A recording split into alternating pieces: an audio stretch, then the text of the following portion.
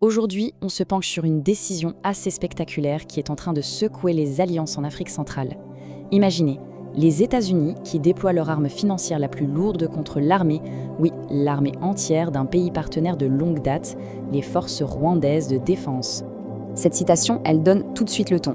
On n'est pas dans le symbole, on n'est pas dans la petite tape sur les doigts, non. On parle d'une action qui est conçue pour frapper fort, pour paralyser.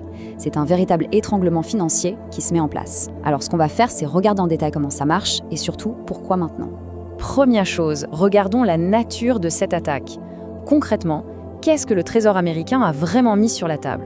Alors voilà, le fait brut. Le 2 mars, le Trésor américain appuie sur le bouton. Et la cible, elle est énorme. Il ne s'agit pas de sanctionner quelques individus isolés, non. On parle de toute l'institution militaire d'un État, du simple soldat jusqu'au sommet de la hiérarchie, avec en plus 4 figures clés du commandement. Et c'est là que ça devient fascinant, d'un point de vue stratégique. C'est la mécanique de l'asphyxie. Geler les comptes, bon, ça c'est la base. Mais les couper du système SWIFT, là c'est comme couper le cordon ombilical de la finance mondiale. Plus aucun virement international ne passe. Ensuite, on interdit Visa et Mastercard. Ça peut paraître anodin, mais ça paralyse toutes les petites dépenses à l'étranger.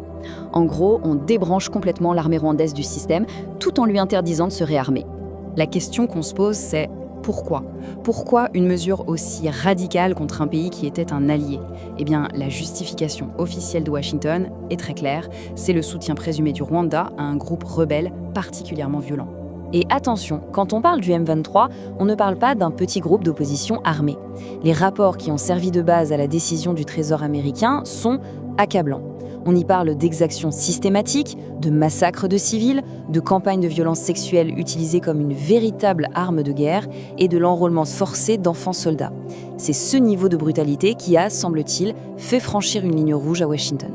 Évidemment, de l'autre côté de la frontière, en République démocratique du Congo, la réaction est tout autre. Pour le gouvernement de Kinshasa, c'est une immense victoire diplomatique. Ça vient valider des années et des années d'accusations. C'est un geste très fort de la communauté internationale qui dit en quelque sorte « on vous entend ». Mais comme souvent dans cette région, l'histoire a 2 facettes. Maintenant, passons de l'autre côté, au Rwanda, où la lecture des événements est diamétralement opposée. La réponse de Kigali n'a pas tardé. Et elle a été, disons, foudroyante. Les mots sont forts, ces sanctions sont injustes parce qu'elles choisiraient d'ignorer une partie du problème. En gros, le Rwanda rejette une vision qu'il trouve non seulement partiale, mais aussi dangereusement simpliste. Et le Rwanda ne fait pas que nier, il contre-attaque avec son propre récit des faits. Pour Kigali, ces actions militaires ne sont pas de l'agression, c'est une question de survie. Le pays se positionne en état de légitime défense face à ce qu'il décrit comme des provocations et des violations constantes des accords de paix par son voisin, la RDC.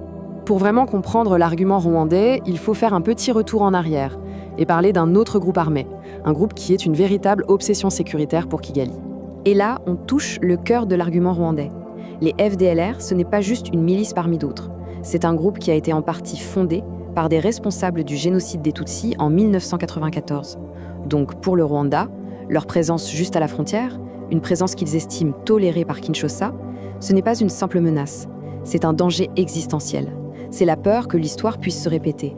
L'argument de Kigali devient alors juridique. Il rappelle qu'il a des accords signés, noir sur blanc, dans lesquels la RDC s'est engagée à neutraliser cette menace des FDLR. Or, selon le Rwanda, Kinshasa n'a jamais tenu parole. Et cette inaction serait, selon eux, la cause première de toute l'instabilité qu'on voit aujourd'hui. Et donc, on se retrouve face à un mur. 2 pays voisins, avec 2 visions de la réalité complètement différentes et 2 menaces que chacun perçoit comme existentielles. Le résultat, un blocage total. Ce tableau, il résume parfaitement ce dialogue de sourds. D'un côté, Washington et Kinshasa qui disent « Stop, la priorité absolue, c'est de mettre fin aux atrocités du M23 » et de l'autre, Kigali, qui répond « D'accord, mais la priorité absolue, c'est d'éliminer la menace des FDLR. Chacun attend que l'autre fasse le premier pas. Et les sanctions américaines, au fond, c'est une tentative de forcer une de ces 2 portes. » Et ça nous laisse avec cette grande question. Est-ce que cette arme financière, aussi puissante soit-elle, est un scalpel capable de forcer une solution politique? Ou est-ce que c'est un marteau qui risque juste de tout casser? En essayant de régler une crise humanitaire, ces sanctions pourraient, sans le vouloir, envenimer un conflit sécuritaire encore plus ancien. Et c'est tout l'équilibre de la région des Grands Lacs qui est